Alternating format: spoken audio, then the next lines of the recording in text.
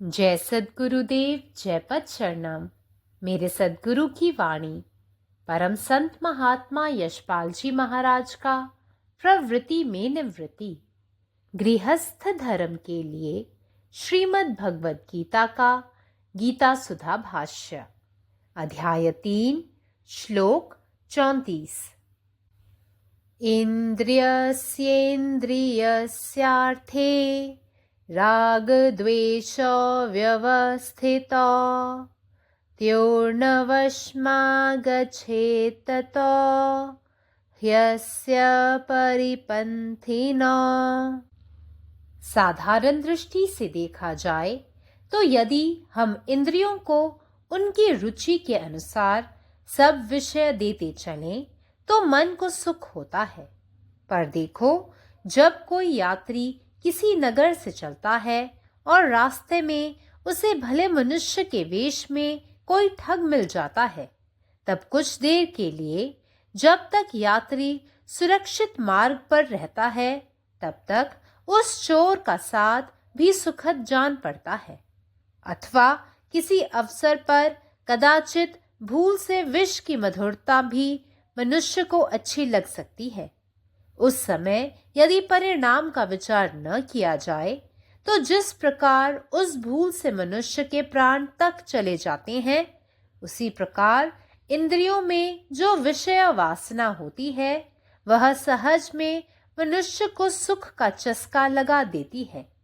जिस प्रकार शिकारी जानबूझकर अपने शिकार को चारों तरफ से घेर कर उस स्थान पर ले जाता है जहां उस शिकार का घात हो सकता है, उसी प्रकार विषय वासनाओं का भी यही काम है कि वे बुद्धि को पकड़कर नष्ट कर डालती हैं तथा मनुष्य राग द्वेष में फंसकर नाना प्रकार के निषिद्ध कर्मों का आचरण करता है एवं पापाचार में प्रवृत्त होकर अपने अमूल्य जीवन को नष्ट कर डालता है। इसलिए मनुष्य को परमेश्वर की शरण ग्रहण करके इन राग द्वेषों से सर्वथा अतीत हो जाना चाहिए। The goal for the human being is to evolve himself into the divine. Senses are stumbling blocks to it. They are, therefore, labeled as the enemies of the spiritual aspirant. They require to be transcended. When the life for the individual is converted into the life for the Lord, the senses cease to be enemies. When can desire and hatred, the enemies of man, be destroyed? These propensities of the mind prove themselves enemies when directed to worldly affairs. They become friends when directed Godward. Desire for worldly things must be converted into the desire for God. Let man be annoyed with God and angry with him for not revealing himself to him. Anger changes into courage and the aspirant is never disheartened. Desire and anger cannot be totally destroyed, but they can be transformed. Then they become harmless. ഓം. സദ്ഗുരുവിൻ്റെ സന്ദേശം അധ്യായം 3 ശ്ലോകം 34. ഇന്ദ്രിയസി ഇന്ദ്രിയസ്വാർത്ഥി രാഗദ്വേഷം വ്യവസ്ഥിതൗ തയോർന വശമാകചേതൗ ഹൃസ്യ പരിബന്ധിതൗ. പൊതുവായ കാഴ്ചപ്പാടിൽ ഇന്ദ്രിയങ്ങൾക്ക് അവ ആഗ്രഹിക്കുന്ന എല്ലാ വസ്തുക്കളും നൽകിയാൽ മനസ്സ് സന്തോഷിക്കുന്നു. ഒരു യാത്രക്കാരൻ ഒരു നഗരം വിട്ടുപോവുകയും ഒരു നല്ല മനുഷ്യനായി വേഷം കെട്ടിയ ഒരു തട്ടിപ്പുകാരനെ കണ്ടുമുട്ടുകയും ചെയ്യുന്നു എന്ന് കരുതുക. യാത്രക്കാരൻ സുരക്ഷിതമായ പാതയിൽ തുടരുന്നിടത്തോളം ആ കള്ളൻ്റെ കൂട്ടുകെട്ട് പോലും കുറച്ചു കാലത്തേക്ക് സുഖകരമായി തോന്നും. അല്ലെങ്കിൽ ചില അവസരങ്ങളിൽ ഒരു വ്യക്തിക്ക് വിഷത്തിൻ്റെ മധുരം ആനന്ദകരമാണെന്ന് തെറ്റായി തോന്നിയേക്കാം. ആ സമയത്ത് അതിൻ്റെ അനന്തരഫലങ്ങൾ പരിഗണിക്കപ്പെട്ടില്ലെങ്കിൽ ആ തെറ്റ് ഒരു വ്യക്തിയുടെ ജീവൻ പോലും നഷ്ടപ്പെടുത്തുന്നത് പോലെ ഇന്ദ്രിയങ്ങളിലുണ്ടാകുന്ന ഇന്ദ്രിയാഭിലാഷങ്ങൾ ഒരു വ്യക്തിയെ സുഖത്തിന് അടിമയാക്കുന്നു.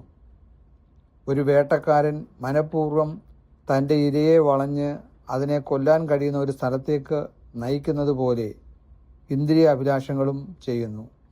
അവ ബുദ്ധിയെ പിടിച്ചെടുക്കുകയും നശിപ്പിക്കുകയും ചെയ്യുന്നു. സ്നേഹത്തിലും വെറുപ്പിലും കുടുങ്ങി മനുഷ്യർ പലതരം നിഷിദ്ധ പ്രവർത്തികളും ചെയ്യുകയും പാപപ്രവർത്തികളിലും മുഴുകുകയും ചെയ്യുന്നു. അവൻ്റെ വിലയേറിയ ജീവിതം അങ്ങനെ നശിപ്പിക്കുന്നു. അതിനാൽ മനുഷ്യർ ഈശ്വരനിൽ അഭയം പ്രാപിച്ച് ഈ സ്നേഹത്തെയും വെറുപ്പിനെയും പൂർണ്ണമായും മറികടക്കണം. പരമാത്മാവ് നീ തന്നെ, നിന്റെ ఇష్టం పూర్ణమాగట్టే. జై సద్గురుదేవ్, జై పదశరణం. నా సద్గురు సందేశము గీతాసుధ ప్రసద్ మహాత్మా సిఎస్ బాలజీ మహారాజ్ వారిచే ప్రతిపాదించబడిన ప్రవృత్తిలో నివృత్తి గృహస్థు మార్గంలో గీతా భాష్యము అధ్యాయం 3 కర్మయోగము శ్లోకం 34.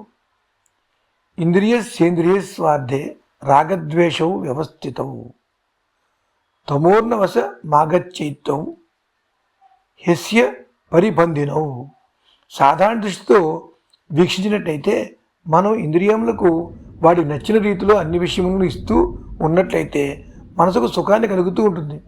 అయితే ఇది చూడు, ఎవరైనా ఒక యాత్రికుడు ఏదైనా ఒక నగరానికి వెళ్తూ ఉన్నప్పుడు మంచి మానవుని వేషంలో ఒక మోసగాడు కలిసినప్పుడు కొంత సమయం వరకు ఆ యాత్రికుడు సురక్షిత మార్గంపై ఉన్నంత వరకు ఆ చోరుని సాంగత్యం కూడా మంచిగాను ఉన్నట్టు అనిపిస్తుంది. లేదా ఏ సమయంలోనైనా బహుశా పొరపాటుగా సేవించిన విషయం యొక్క మాధుర్యము కూడా మానవులకు బాగున్నట్లే అనిపిస్తుంది.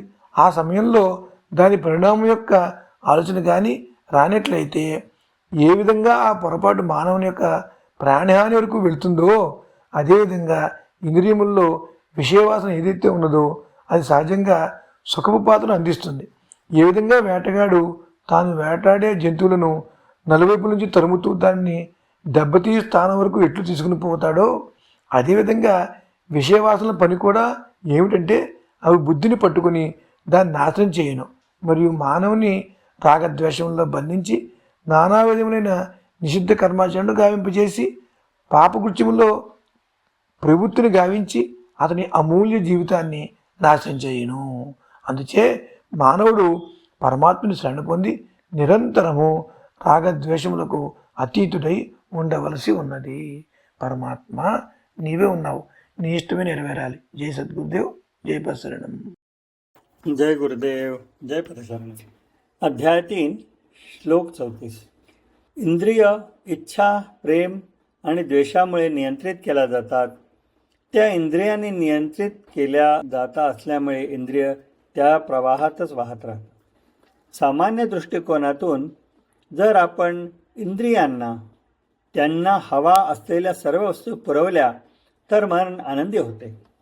पण विचार करा, जेव्हा एखादा प्रवासी शहर सोडतो आणि चांगल्या मनुष्याच्या वेशात फसवणूक करणाऱ्या एखाद्या ठगाला भेटतो, तेव्हा त्या ठगाची संगत देखील काही काळासाठी आनंददायी वाटते, जोपर्यंत प्रवासी सुरक्षित मार्गावर राहतो. किंवा काही प्रसंगी एखाद्या व्यक्तीला चुकून विषाचा गोडवा आकर्षक वाटू शकतो. जर त्यावेळी त्याचे परिणाम विचारात घेतले नाहीत तर ज्याप्रमाणे ते चूक एखाद्या व्यक्तीला त्याचे जीवन देखील घेऊ शकते, त्याचप्रमाणे इंद्रियामध्ये निर्माण होणारा इंद्रिय इच्छा सहजपणे एखाद्या व्यक्तीला सुखाचे व्यसन लावतात.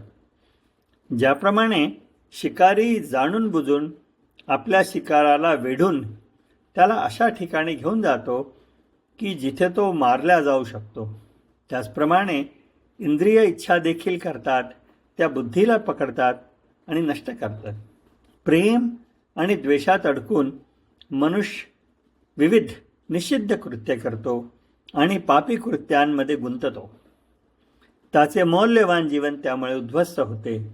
म्हणूनच माणसाने ईश्वराचा आश्रय घ्यावा आणि प्रेम आणि द्वेषाच्या पूर्णपणे पलीकडे जावे. जय गुरुदेव. इंद्रियस्येन्द्रियस्यार्थे रागद्वेषौ व्यवस्थितौ तयोर्नवशमागच्छेतौ ह्यस्य परिपंथिनौ. साधारण दृष्टि से देखल जाय तो लगैत अछि जे जो इंद्रिय सबके मनपसंद विषय सुख दैत चलब तो मन के आनंद होइत, मुदा सुनो, जेना कोनो पथिक नगर से विदा होइत अछि आ रास्ता में ओकरा नीक मनुखक भेष धेने कोनो ठग भेट जाइत अछि तऽ ओकरा ठग के संगति किछ काल नीक लागैत अछि, जखन धरि पथिक सुरक्षित बाट पर रहैत अछि। मुदा जखन ओकर असल रूप उजागर होइत अछि तऽ ओ सुख दुख में बदलि जाइत अछि। तहिना कखनो काल गलतिएसँ बिखक मधुर सेहो मनुख के नीक लागैत अछि, मुदा जो ओकर परिणामक विचार नहि कयल जाय तऽ एकटा गलतीसँ मनुखक प्राणो चल जाइत अछि। तहिना इंद्रिय सबमे जे विषय वासना बसल रहैत अछि से मनुख के सहज में सुखक चस्का लगा दैत अछि। जेना एकटा शिकारी जानि बुझि कऽ अपन शिकार के कनि कनि कऽ कऽ घेर लैत अछि आ ओकरा ओहिठाम लऽ जाइत अछि जतऽ ओकर घात हुअ के संभावना रहैत अछि। तहिना विषय वासना सब बुद्धि के पकड़ि लैत अछि आ ओकरा नष्ट कऽ दैत अछि। तैं मनुख राग द्वेष में फँसि जाइत अछि, निषिद्ध कर्मक आचरण करैत अछि, पापक मार्ग में प्रवृत्त भऽ कऽ अपन अमूल्य जीवन के व्यर्थ हेरा दैत अछि। तैं मनुख के चाही जे ओ परमेश्वर के शरण लऽ कऽ राग द्वेष सँ सर्वथा अतीत भऽ जाय आ अपन चित्त के मात्र प्रभुक स्मरण में स्थिर राखै। अखिल भारतीय संत मत सत्संग पंजीकृत दिल्ली, मुख्यालय B20 CC colony, Rana Pratap Bagh के सामने, दिल्ली। सत्संग आश्रम संत यशरूप तपोभूमि परिसर, अनंगपुर, जिला फरीदाबाद, हरियाणा।